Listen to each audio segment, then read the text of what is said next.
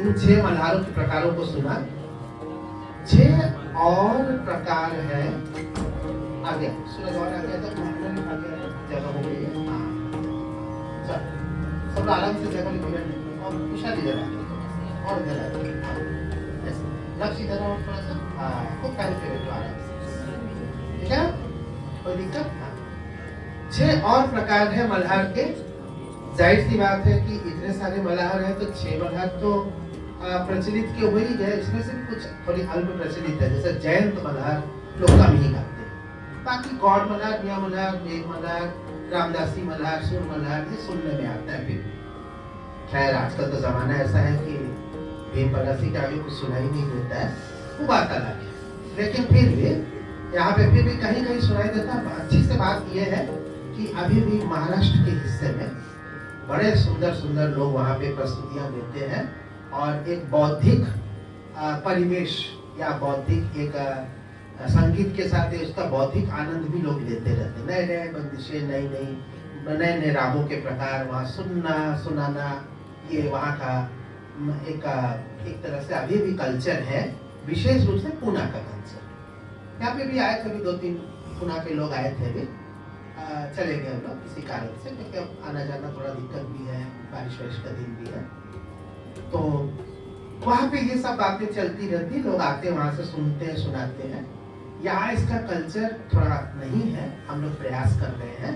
तुम लोग जैसे सुनते हो ऐसे ही यहाँ के और लोग सुने और लोग भी इन चीजों को कद्र करना सीखे, ये बेहद जरूरी है। यहाँ पर बेकदरी के चलते संगीत का बहुत गिरावट आ रही स्तर में, और इसके चलते लोग अपने परफॉर्मेंस पर ध्यान देते नहीं। कलाकार श्रोता सोचते हैं कि चलो कैसे भी इतना सुन ले, सब लोग बहुत ही कैजुअल होते चले जा रहे हैं। इस कैजुअल होने के चलते हम लोग बहुत कुछ मिस कर रहे हैं। हमारी इतनी बड़ी विद्या, इतनी बड़ी ख्याति, इतनी बड़ी विरासत, हमारा इतना बड़ा महान, इतनी बड़ी महान परंपरा सब धीरे धीरे अगर खत्म हो जाएंगी, खत्म इसी इलाके से होंगी। आपको उधर के इलाके में, बंगाल में थोड़ा, बंगाल में भी कम ही है, महाराष्ट्र में और साउथ में अपने हिसाब से वहाँ पे उनके संगीत का काफी प्रचार प्रसार और एक चर्चा चलती है।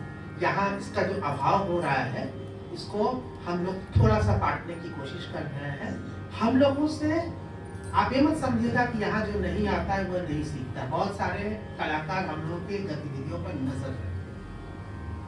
सोशल मीडिया का जमाना है, फेसबुक में होता है, यूट्यूब में होता है, सुनते देखते हैं, और फिर मैं देखता हूँ कि उनके अंदर भी कुछ कुछ परिवर्तन आता है। मुझे बहुत अच्छी तरह याद है कि रेडियो में भी, पहले रेडियो में बहुत अच्छे अच्छे लोग गाते थे। तो बनारस में एक बड़े कलाकार थे जो हमसे काफी बड़े थे, उनका थोड़ा दिमाग रहता था कि लड़का, तो हम उस समय लड़के ही थे। अब हमने गाया हिंडोल। अब हिंडोल का बड़ा ख्याल सही जल्दी सुनाई नहीं देता, गुरु जी से सीखा था, हमने रेडियो में गाया। मुश्किल से 15 दिन बाद उनका प्रोग्राम आ रहा है, वो भी हिंडोल गा रहे थे। हमने कहा अच्छा, मतलब धीरे से सुना जाता है। तो हमको तब ये बात समझ में आ गई कि यहाँ जो नहीं आता है वो भी हमारी गतिविधि पर नजर रखता है, देखिए शिल्पायन में क्या हो रहा है, और उसके अनुसार कुछ चीजें बदलती है।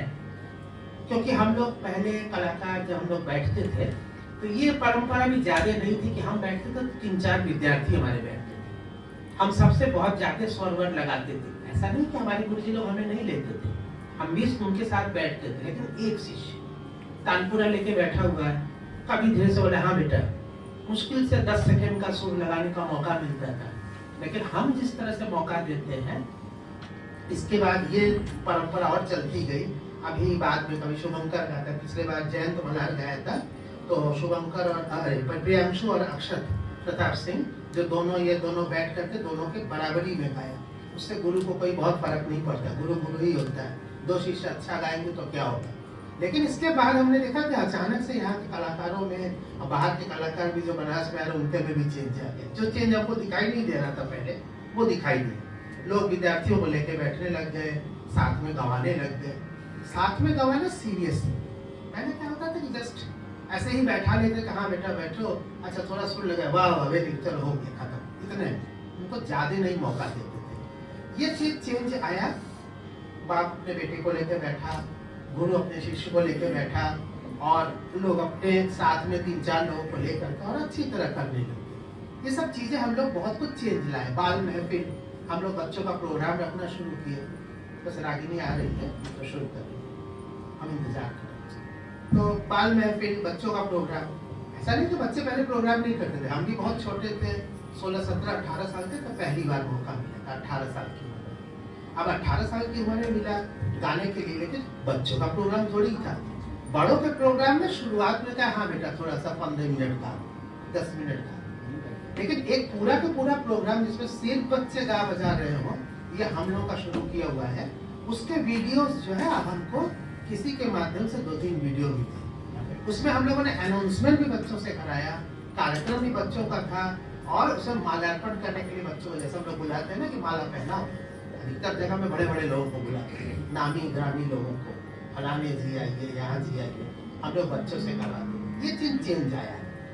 तो उसमें बाल महफिल में अभी हम लोग देखते हैं 6-7 साल की एक लड़की हमारी स्टूडेंट गा रही है, राग दुर्गा में विलंबित, तो उससे दिखाई देता है कि किस प्रकार से अब आगे और प्रोग्राम होते चलेंगे। ये जो मल्हार उत्सव हो रहा है, आप देखिएगा कहीं न कहीं से इसका असर समाज में आएगा और कुछ न कुछ लोग करेंगे। शुरू करते हैं आगे, तो शुरू कर, ठीक है शुरू करते हैं। 6 मल्हार है, अभी छोटी छोटी प्रस्तुति बंदिश के माध्यम से होगी, राग के माध्यम से, बिल्कुल 3-3 मिनट के, 3.5 मिनट के ऐसे प्रस्तुतियां।